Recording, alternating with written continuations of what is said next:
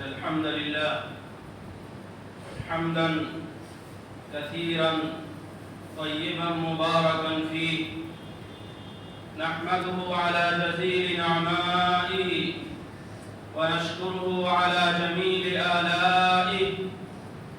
هو الأول والآخر والظاهر والباطن، وهو بكل شيء عليم. وأشهد أن لا إله إلا الله وحده لا شريك له، له الملك وله الحمد، يحيي ويميت، وهو على كل شيء قدير. وأشهد أن سيدنا محمدًا عبده ورسوله، صلى الله عليه وعلى آله وأصحابه وأزواجه وذرياته وأهل بيته ومن تبعهم بإحسان إلى يوم الدين. أما بعد، فيا أيها الإخوة المؤمنون، أوصيكم ونفسي بتقوى الله عز وجل، لأن الله عز وجل يقول: ولقد وصينا الذين أوتوا الكتاب من قبلكم وإياكم أن اتقوا الله.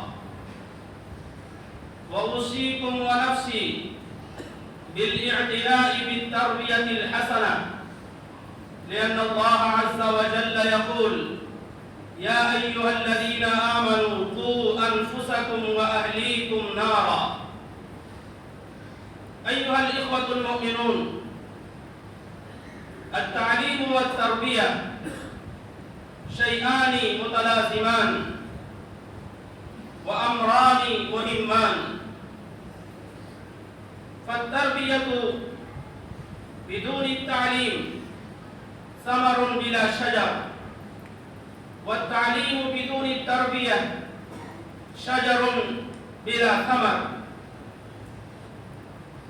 فضرورة التربية من أهم الضرورات، وحاجة التربية من أهم الحاجات. فليست هناك قيمة للأبدان والأجساد بدون أخلاق وقيم، وليست هناك معنوية وفائدة ونفع للصور والأشكال والأشباح بدون عقول وأرواح.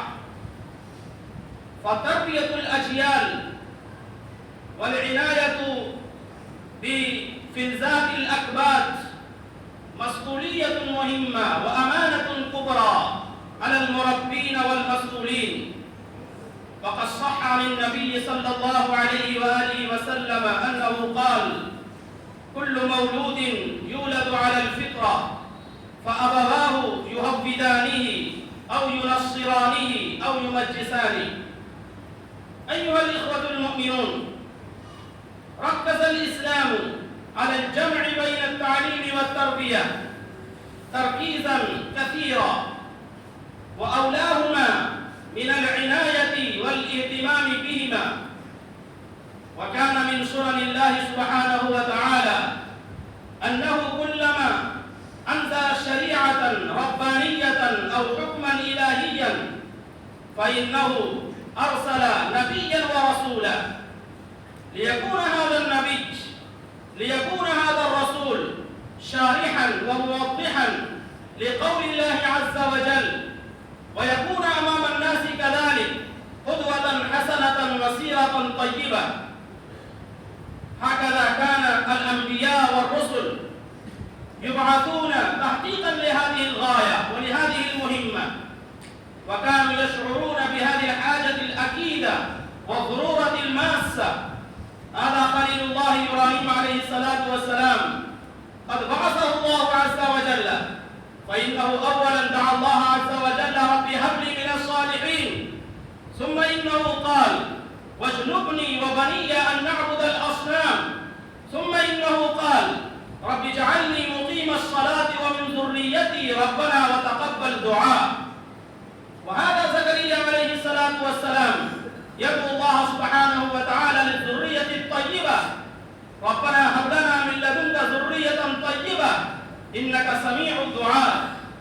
وهذا إمامنا وقائدنا ونبينا ورسولنا محمد صلى الله عليه وآله وسلم قد عذبه ربه فأحسن تأديبه، وقد أمره بالتعليم والتربية في قوله تعالى: هو الذي بعث في الأميين رسولا منهم يتلو عليهم آياته ويزكيهم ويعلمهم الكتاب والحكمة وإن كانوا من قبل لفي ضلال مبين. أيها الإخوة المؤمنون، إن نبينا محمد صلى الله عليه وآله وسلم ربى الصحابة الكرام تربية صالحة على خلال من الإيمان والتقوى، رباهم قوليا، رباهم عمليا، رباهم تقريريا، فكانت تربيته أحسن التربيات. ومن نماذج تربيته صلى الله عليه وآله وسلم أنه مرة جاء أعرابي وقال: اللهم ارحمني ومحمدا ولا ترحم معنا أحدا. فقال النبي صلى الله عليه وسلم: لقد حجرت واسعا، أي ضيقت رحمة الله سبحانه وتعالى التي وسعت كل شيء. وهذا عمرو بن سلمة أبي سلمة كان في حجر النبي صلى الله عليه وآله وسلم، وكان هو غلاما، وكانت يده تطيش في الصحفة، فإن النبي صلى الله عليه وسلم رباه وقال: يا غلام سم الله وكل بيمينك وكل مما يليك. وقد روى الإمام أحمد بن حنبل في مسنده أن فتى شابا أتى النبي صلى الله عليه وآله وسلم وقال: يا رسول الله ائذن لي في الزنا. فأقبل عليه القوم وزجروه ووبخوه، فقال النبي صلى الله عليه وسلم: أدنوه مني. فدنا من النبي صلى الله عليه وسلم ثم قال: يا أيها الشاب، هل أنت تحب ذلك لأمك؟ قال: لا والله يا رسول الله، جعلني الله فداءك. ثم قال النبي صلى الله عليه وسلم: الناس لا يحبون ذلك لأمهاتهم. ثم قال النبي صلى الله عليه وسلم لذلك الفتى: أتحب ذلك لبنتك وأختك وعمتك وخالتك؟ فقال: لا والله يا رسول الله، لا أحب ذلك مع بنتي وأهلي وأختي وعمتي وخالتي. فقال النبي صلى الله عليه وسلم: كذلك الناس لا يحبون مع هؤلاء. هكذا النبي صلى الله عليه وسلم رباهم تربية عقلية ومعنوية. وقد وضع يده على صدره ودعا لهذا الفتى فقال: اللهم اغفر ذنبه، اللهم طهر قلبه، اللهم حصن فرجه. فلم يرى بعد هذا الفتى شيء من ذلك صلى الله عليه وآله وسلم. أيها الإخوة المؤمنون، المجتمعات الإنسانية الآن تشكو حوادث كثيرة، وإنها تتجرع ويلات ومصائب كثيرة، وقد انحطت الأخلاق والسلوكيات إلى الحضيض الأسفل، وقد ارتفعت معدلات الجرائم الخلقية. فإذا فتشنا عن أسبابها وإذا فتشنا عن خلفياتها عرفنا أن جانب التربية قد أهمل وترك عملا وضياعا. بسبب ذلك نشأت أجيال، نشأت ناشئات ونشأت خلوق إنهم لا يعرفون حقوق الله ولا يعرفون حقوق العباد. فالحاجة ماسة إلى أن تكون التربية في بيوتنا، لأن البيوت هي المدرسة الأولى والنواة الأولى والبصرة الأولى للتعليم والتربية، ثم المراقبة التامة على غدواتهم وروحاتهم ونشاطاتهم في الصباح وفي المساء. وقد صدق من قال: وينشأ ناشئ الفتيان منا على ما كان عوده أبوه والولد سر لأبيه. وقد قال النبي صلى الله عليه وآله وسلم: ما نحل والد والده، ما نحل والد ولده أفضل من حسن أدب. وقال صلى الله عليه وآله وسلم: مروا أولادكم بالصلاة وهم أبناء 7 سنين، واضربوهم عليها وهم أبناء 10، وفرقوا بين المضاجع. أيها الإخوة المؤمنون، اتقوا الله في أولادكم وعودوهم عفة اللسان والبعد عن السباب والشتائم والغيبة والنميمة والافتراء والبهتان وأمثال ذلك من الأمراض الخلقية والعقدية والتعاملية. وكذلك نشئوهم على الاهتمام بكتاب الله سبحانه وتعالى والعناية بسنة النبي صلى الله عليه وسلم، واربطوهم بالمساجد والمدارس، لأن المساجد والمدارس هي الحصن الحصين للإسلام والمسلمين. وكذلك اربطوهم بالعلماء، لأن النبي صلى الله عليه وآله وسلم قد ربى الصحابة رضي الله عنهم تربية صالحة جيدة. وقد جاء في بعض الآيات قال الله سبحانه وتعالى وهو علمنا أن ندعو الله سبحانه وتعالى وهو من صفات عباد الرحمن: ربنا هب لنا من أزواجنا وذرياتنا قرة أعين واجعلنا للمتقين إماما.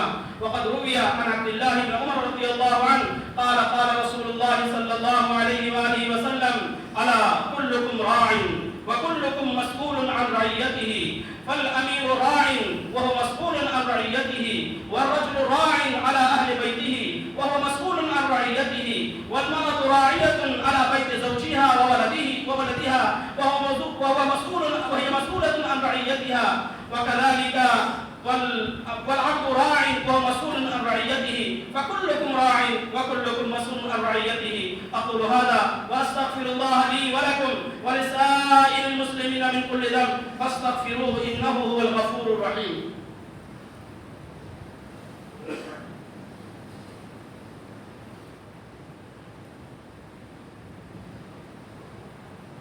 الحمد لله نحمده ونستعينه ونستغفره ونؤمن به ونتوكل عليه، ونعوذ بالله من شرور أنفسنا ومن سيئات أعمالنا. من يهده الله فلا مضل له ومن يضلله فلا هادي له، ونشهد أن لا إله إلا الله وحده لا شريك له، ونشهد أن سيدنا محمدا عبده ورسوله صلى الله عليه وعلى آله وأصحابه وأزواجه وذرياته وأهل بيته وبارك وسلم تسليما كثيرا. أما بعد، فيا أيها الإخوة المؤمنون، إن الله سبحانه وتعالى أمركم بأمر بدأ فيه بنفسه وثنى بملائكته المسبحة القدس وثلث بكم أيها المؤمنون حيث قال مخبرا وآمرا: أعوذ بالله من الشيطان الرجيم، إن الله وملائكته يصلون على النبي يا أيها الذين آمنوا صلوا عليه وسلموا تسليما. اللهم صل على محمد وعلى آل محمد كما صليت على إبراهيم وعلى آل إبراهيم إنك حميد مجيد. اللهم بارك على محمد وعلى آل محمد كما باركت على إبراهيم وعلى آل إبراهيم إنك حميد مجيد. اللهم صل وسلم على سيدنا ونبينا محمد وعلى آله وأصحابه، ولا سيما على سيدنا أبي بكر الصديق صاحب رسول الله في الغار، وعلى سيدنا عمر الفاروق قامع أساس الكفار، وعلى سيدنا عثمان ذي النورين صاحب الحياء والوقار، وعلى سيدنا علي المرتضى أسد الله الجبار، وعلى سيدي شباب أهل الجنة الحسن والحسين رضي الله تعالى عنهما، وعلى أمهما سيدة النساء فاطمة الزهراء رضي الله تعالى عنها، وعلى عم النبي المكرمين بين الناس أبي عمارة حمزة وأبي الفضل العباس، وعلى سائر الصحابة والتابعين ومن تبعهم بإحسان إلى يوم الدين. أولئك حزب الله، ألا إن حزب الله هم المفلحون. اللهم اغفر لي ولمن أحسن إلي ولوالدي ولجميع المؤمنين والمؤمنات والمسلمين والمسلمات. اللهم ألف بين قلوبهم وأصلحهم وأصلح ذات بينهم وانصرهم على عدوك وعدوهم. اللهم أعز الإسلام والمسلمين، اللهم أذل الشرك والمشركين، اللهم أهلك أعداءك وأعداء الدين، اللهم شتت شملهم، اللهم مزق جمعهم، اللهم كل حدهم، اللهم نكس أعلامهم، اللهم خذهم أخذ عزيز مقتدر. اللهم انصر من نصر دين محمد صلى الله عليه وآله وسلم واجعلنا منهم، واخذل من خذل دين محمد صلى الله عليه وآله وسلم ولا تجعلنا منهم. عباد الله رحمكم الله، إن الله يأمر بالعدل والإحسان وإيتاء ذي القربى وينهى عن الفحشاء والمنكر والبغي يعظكم لعلكم تذكرون. اذكروا الله العلي العظيم يذكركم، وادعوه يستجب لكم، واشكروا نعمه يزدكم، ولذكر الله تعالى أعلى وأولى وأجل وأتم وأهم وأكبر، والله يعلم ما تصنعون.